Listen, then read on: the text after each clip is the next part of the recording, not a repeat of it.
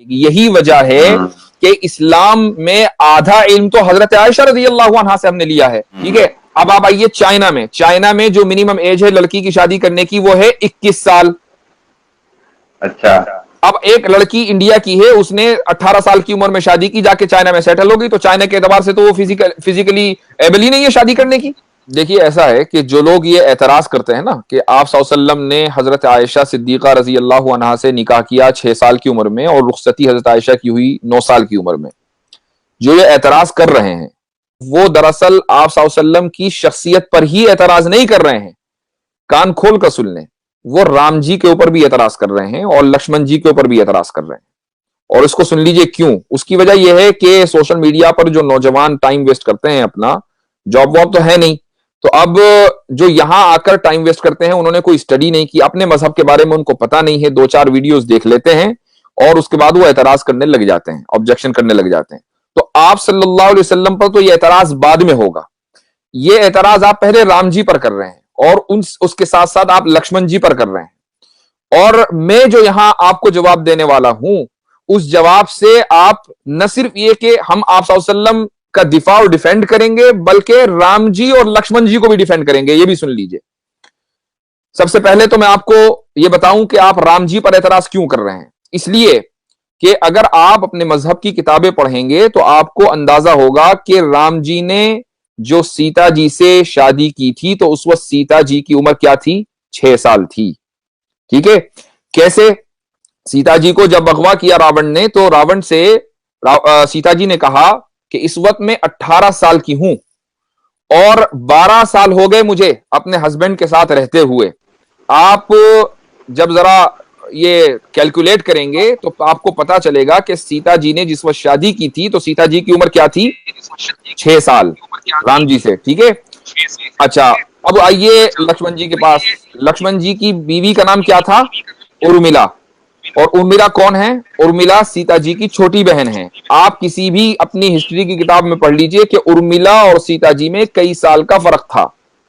जिस दिन राम जी की शादी हुई है उसी दिन लक्ष्मण जी की शादी हुई है उर्मिला से। ठीक है, अब अंदाजा लगा लीजिए किस उम्र में हुई है। तो ये जो एतराज आप सल्लल्लाहु अलैहि वसल्लम के ऊपर होता है, ये पहले एतराज राम जी के ऊपर होता है, पहला एतराज लक्ष्मण जी के ऊपर होता है। अब मैं आपको बताता हूं कि हम कैसे डिफेंड करेंगे इन तीनों को। जी। मैंने एतराज नहीं किया, ये एतराज मुसलमान की तरफ से नहीं है, हम डिफेंड करने के लिए आए हैं। इसलिए कि हमारे नजदीक जितने भी मजहब की मुकद्दस शख्सियात हैं वो सब मुकद्दस हैं। एग्जैक्टली। ठीक है, हम किसी के ऊपर कीचड़ उछालना ना हमारे मजहब ने सिखाया है और ना हम ये कभी रहती दुनिया तक कर सकते हैं। देखिए, सब जो बात है वो ये कि इस्लाम में शादी की जो यानी जो रूल है वो ये है कि मर्द और औरत दोनों जिस्मानी तौर पर फिट हो, फिजिकली फिट हो, मेंटली फिट हो। ठीक है, उसके लिए कोई एज मुतय्यन नहीं है। ये फिजिकल फिट होना किसी भी एज में हो सकता है, ये डिपेंड करता है कि वो लोग किस इलाके से ताल्लुक रखते हैं और किस जमाने में रहते हैं। मसलन आज अगर आप मेडिकल साइंस को देखें तो आप किसी भी डॉक्टर से पूछिए, अगर कोई लड़की आज के दौर में 9 साल की उम्र में फिजिकली फिट हो रही है, ठीक है, तो वो डॉक्टर के लिए कोई हैरत की बात नहीं है। यानी कोई हैरत की बात नहीं है। हो सकता है फिजिकली फिट हो, मेंटली फिट हो, और अच्छा आए दिन ऐसा होता रहता है। हाँ, अगर 9 साल से कम उम्र में वो फिजिकली फिट हो रही है, यानी और फिजिकली फिट होने का क्या मतलब है, उसको मेंस्ट्रुएशन आ रहे हैं, उसका मंथली साइकिल शुरू हो रहा है। ठीक है, तो अब वो डॉक्टर के लिए एक फिक्र की बात होगी, भाई इतनी जल्दी ये कैसे हो रहा है। एक बात, आप अब आइए साइंस में, जो मुमालिक और जो इलाके इक्वेटर से करीब हैं वहां पर जो लड़कियां हैं वो जल्दी फिजिकली फिट होती हैं, उनको जल्दी मेंस्ट्रुएशन आता है।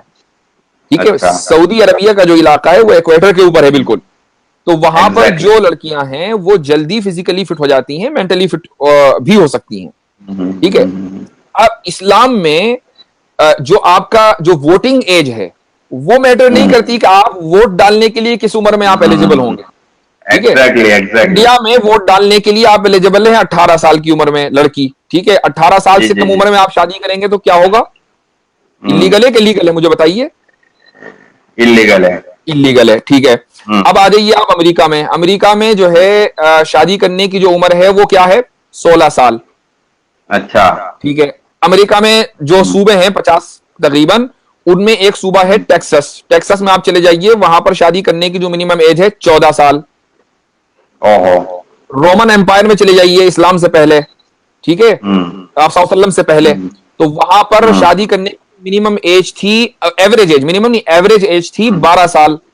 और जो शरीफों के घर की लड़कियां होती थी वो और कम उम्री में शादी कर लेती थी। हजरत मरियम अलैहिस्सलातु वस्सलाम जब प्रेग्नेंट हुई हजरत ईसा से, तो उस वक्त हजरत मरियम की उम्र कितनी थी? 13 साल। ठीक है, अब आप आइए चाइना में। चाइना में जो मिनिमम एज है लड़की की शादी करने की वो है 21 साल। अच्छा। अब एक लड़की इंडिया की है, उसने 18 साल की उम्र में शादी की, जाके चाइना में सेटल हो गई, तो चाइना के एतबार से तो वो फिजिकली एबल ही नहीं है शादी करने की। तो इसका मतलब यह हुआ कि हर मुल्क का अपना अपना अलग कानून है। इस्लाम का कानून यह है कि लड़की फिजिकली और मेंटली एबल होनी चाहिए। हजरत आयशा रदी अल्लाह अन्हा 9 साल की उम्र में फिजिकली और मेंटली एबल हो गई थी, जिस तरीके से सीता जी 6 साल की उम्र में हो गई थी। ठीक है, अब जब आप सल्लम की, अच्छा एक चीज और, कुछ लोग ये कहते हैं नबी करीम सल्लम की शान में गुस्ताखी करते हुए कि अलियाज़ बिल्लाह आप पेडोफाइल थे। पेडोफाइल एक टर्म है, इसका मतलब ये होता है कि वो लोग जो सेक्सुअली माइनर्स से अट्रैक्ट हों। ठीक है, मैं ये पूछता हूं कि अगर खुदा ना खास्ता अलियाज़ बिल्लाह 100 मरतबा, अगर इस इल्जाम में जर्रा बराबर भी कहीं हकीकत होती, तो आप सल्लम 6 साल की उम्र में हजरत आयशा से निकाह करने के बाद 3 साल इंतजार क्यों करते भाई? 3 साल इंतजार किस लिए किया? इसलिए किया ना कि फिजिकली और मेंटली जो है वो मैच्योर हो जाए, एग्जैक्टली। उसके बाद रुखसती हुई।